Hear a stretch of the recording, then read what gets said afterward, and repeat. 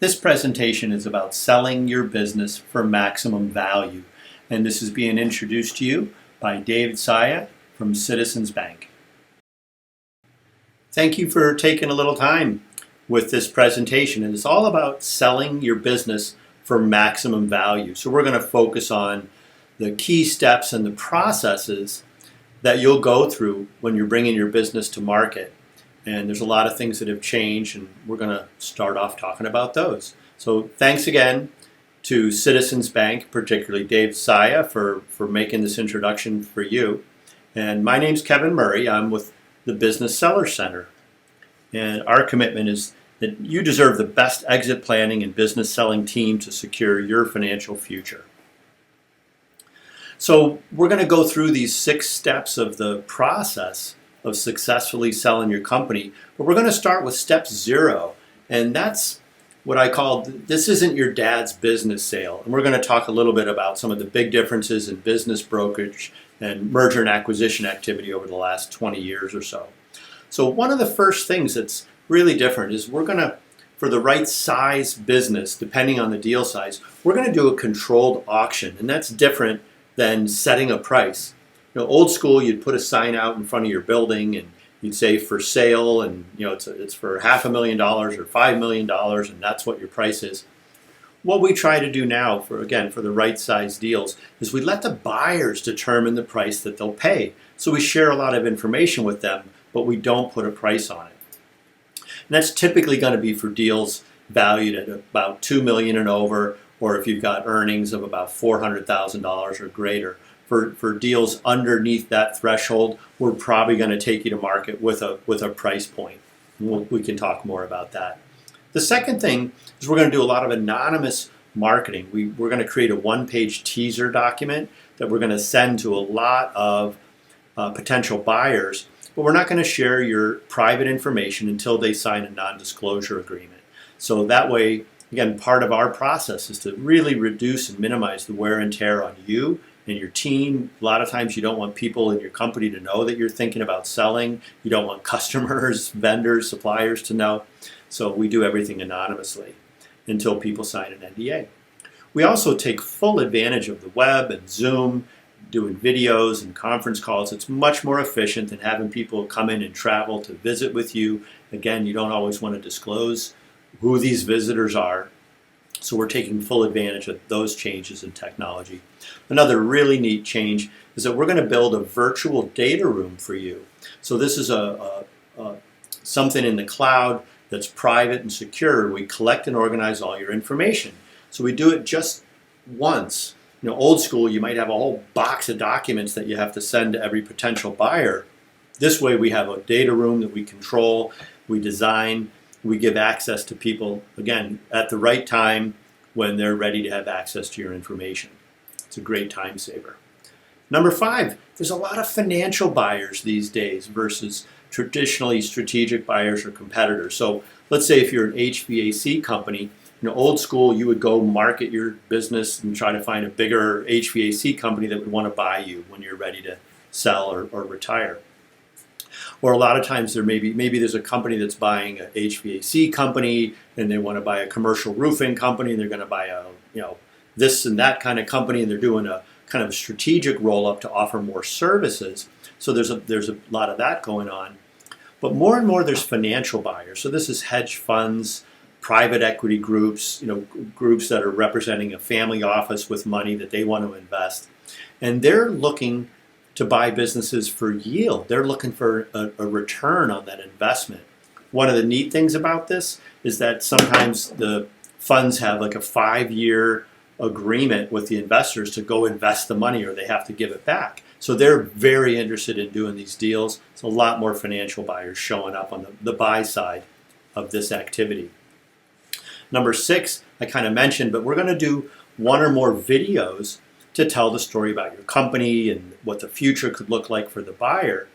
And more people are comfortable with consuming content in this way. So we'll also be doing documents, we'll probably be doing PowerPoint presentations, but a video is a really great way to tell your story, and we're going to include that as part of your marketing. And number 7, we want to pre-qualify your business as the seller with the banks and the lenders. So this is what we're doing with Dave Saia. So if we have a good relationship with the bank ahead of time and they understand your financial situation and they understand your business, they can pre-qualify you in terms of saying, yeah, you'd be a really great candidate for your buyer to get an SBA loan through us.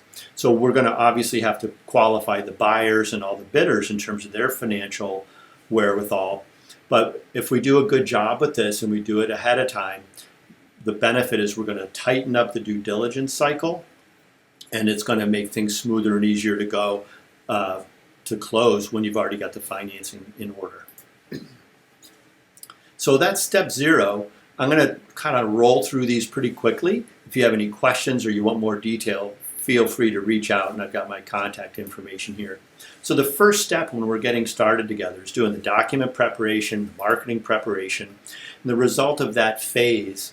This can take 30 to 60 to 90 days, depending on the nature of the company, the complexity of the business. But we're going to create a national buyer database, and this is a combination of all the competitors, strategic buyers, financial buyers that we're going to reach out to. So that's a bit of work to kind of think about, who are the best buyers for a business like yours.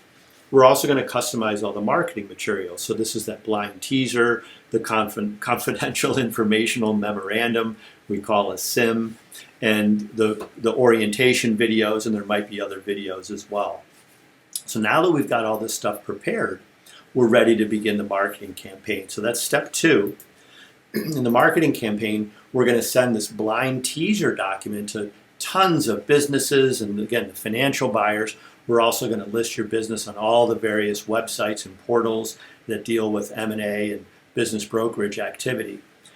Once we're announcing to the world there's this really interesting company, what we're asking for is people to say, I want more. We ask them to sign a non-disclosure agreement, and then we'll give them some more information in terms of the SIM, that confidential information memorandum.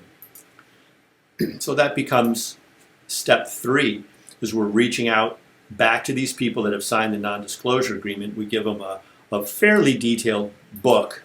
We call it the SIM, you call it the book, and we send the videos out. And based on the review of those, we're going to start to see some bids from people, and that's really exciting.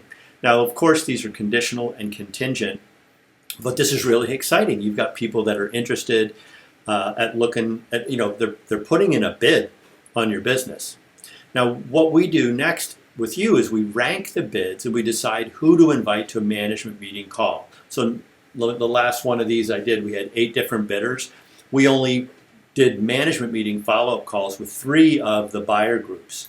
And what we're going to do is we're going to rank these bids based on the price, the buyer type, the reason they're buying, their history. Have they ever bought before? Do we have a relationship with the buyer? How are they financing the deal? Their availability and time to close, and the deal structure. So you might have a great deal from somebody, but if they don't have the financing together, maybe it's not so great. Maybe a smaller deal that might be worth a little bit less, but that can close quicker and they've got the financing, that might be a more valuable person to negotiate with. So once we've got these bids in, there's this kind of primary due diligence where we're going to have a management meeting call with a subset of the bidders. Depending on their level of interest, we might give them some access to the data room where there's a lot more detail in there. Additionally, there might be field visits. More and more, that's not happening at an early stage. Again, you might not want to have people showing up at your business and having to answer questions like, who was that? What are they here for? But the ultimate result of this period of the process is that one of the bidders is going to, or more than one bidder, will give you a letter of intent. And that's really an offer that has a lot of different components to it. So I'm not going to get into detail here, but they're going to propose, here's the deal structure. We're going to give you this much cash. We're going to ask you to hold a note. We're going to have, we don't have a financing contingency because we already got the money. We need 60 days to close. We want to review your stuff. But the key here is that you're going to give one of these letter of intent offers an exclusivity period.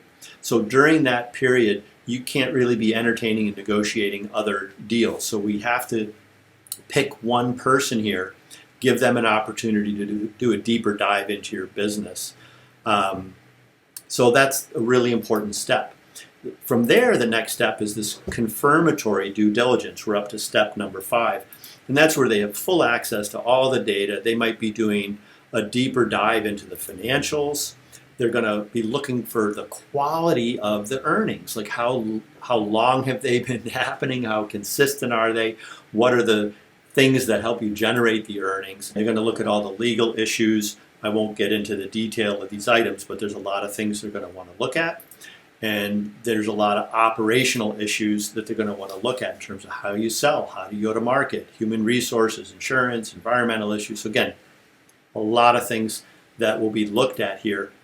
Now, assuming we get through this phase and the buyer's happy with everything they saw and we represented accurately the nature of the business and the earnings, the next step is step 6. That's the closing. And that's a real happy time. So we show up and we celebrate, and you're on to the next chapter of your life.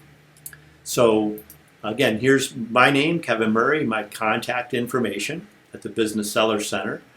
And another shout out to Dave Saia from Citizens Bank. So if you have questions or want to talk with him about this program, feel free to reach out to him as well. Thank you very much.